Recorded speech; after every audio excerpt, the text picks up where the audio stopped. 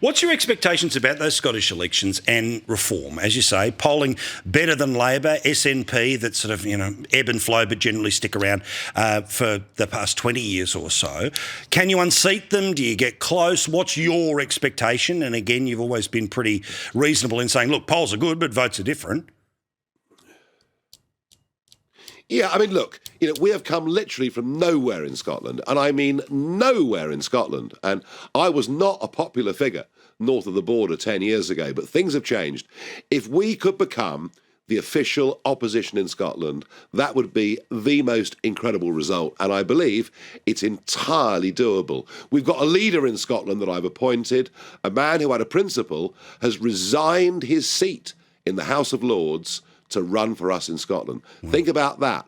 He's given up the subsidised lunch and asleep on the benches in the afternoon and a job that he's 95 to run for us. So, well, that's what the House of Lords is. Correct, please. So we've got a great guy leading the charge. Yeah.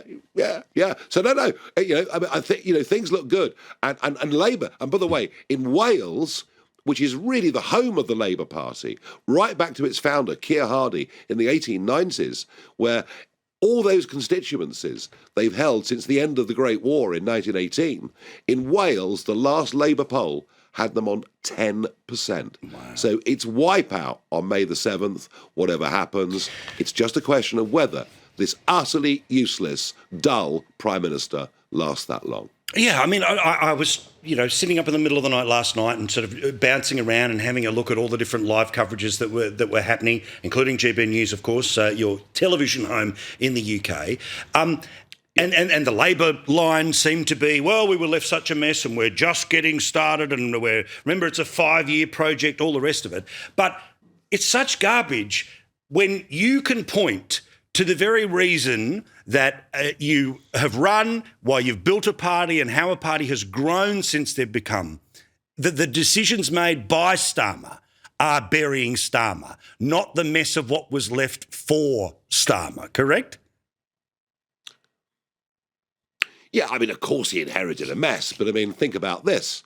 The small boats crisis, more people have now crossed the English Channel illegally in dinghies under Starmer than any of the previous prime ministers. Wow. Our debt is spiralling just catastrophically out of control. And now we have two-tier policing and two-tier justice where, frankly, you can walk through the streets screaming insults at Jewish people and get away with it. And yet, if you're a white Anglo-Saxon Brit and you say something nasty on Twitter, you'll probably go to prison. And all of that has happened under this cowardly, weak Prime Minister. So there's no one to blame but himself. Bloody oath. Now, by the way, follow Nigel on all of the socials, follow Reform as well, because the way he presents, I mean, he's learnt from Turning Point, he's learnt from Trump, but he's giving it that twist of a pint as well. It is amazing to watch the way he's presenting himself, the way that they are surging, and it is just something I hope many copy here as well, mate. Well done to you. I'm loving watching it. In the middle of the night, I'm the one watching those press conferences from the other side of the world. See you, mate. Nigel Farage, they're in London. We'll talk to him again next week. Quick